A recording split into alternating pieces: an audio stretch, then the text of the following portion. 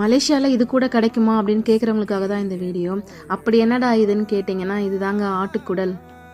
போட்டின்னு கூட சொல்லுவாங்க. இதை நாங்கள் வந்து ஆன்லைனில் வந்து ஆர்டர் போட்டிருந்தோம். ஆக்சுவலாக ஷாப்லேருந்து டேரெக்டாகவே டெலிவரி பண்ணுவாங்க நமக்கு இங்கே. கொடுக்கும்போதே அவங்க வந்து ஃப்ரீஸ் ஆகி தான் கொடுத்துருந்தாங்க. ஐஸ் கட்டியாக இருந்தது. அது உள்ளே எப்படி இருக்கும் அப்படின்றது எனக்கு தெரியல ஃபஸ்ட்டு. அப்புறம் அந்த ஐஸ் கட்டியை வந்து தண்ணியில் போட்டு கொஞ்சம் நேரம் விட்டுருந்தேன், உப்பு போட்டு விட்டுருந்தேன். அதுக்கப்புறம் எடுத்து பார்த்தோன்னே பார்த்திங்கன்னா 70% கிட்ட அவங்களே வந்து க்ளீன் பண்ணி வச்சுருந்தாங்க.